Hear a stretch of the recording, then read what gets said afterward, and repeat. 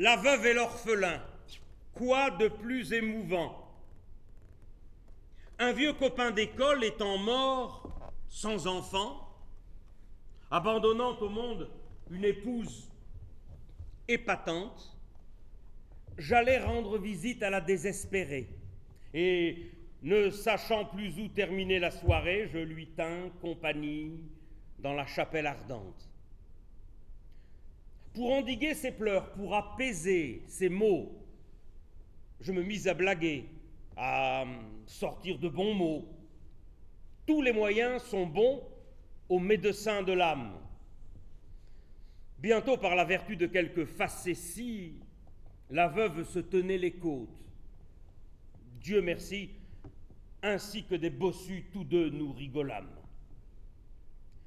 Ma pipe dépassait un peu de mon veston, et la belle m'encouragea. « Bourrez-la donc, qu'aucun impératif moral ne vous arrête. Si mon pauvre mari détestait le tabac, maintenant la fumée ne le dérange pas. Mais où diantre ai-je mis mon porte-cigarette ?» À minuit, d'une voix douce de séraphin, elle me demanda si je n'avais pas faim. « Ça le ferait-il revenir de pousser la piété jusqu'à l'inanition? Que diriez-vous d'une frugale collation ?»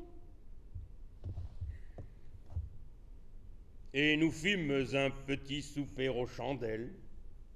« Regardez s'il est beau! Dirait-on point qu'il dort?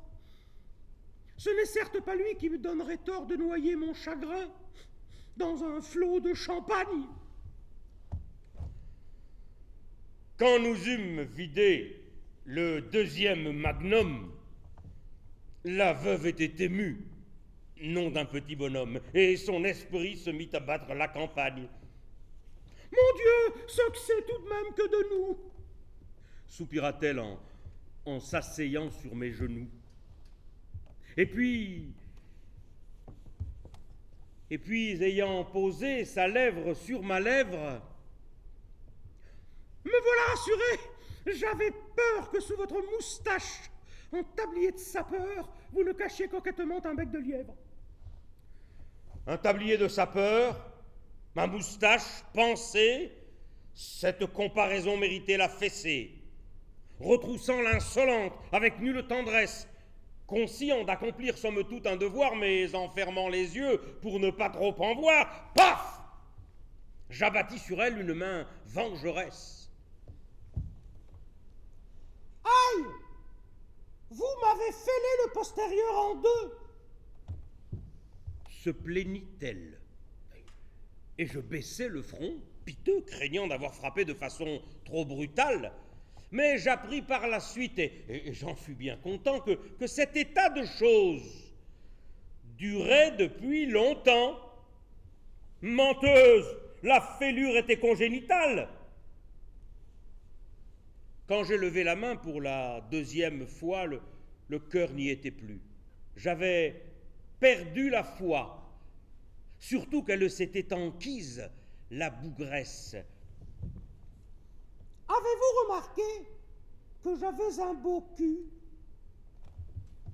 Et ma main vengeresse est retombée vaincue. Et le troisième coup ne fut qu'une caresse.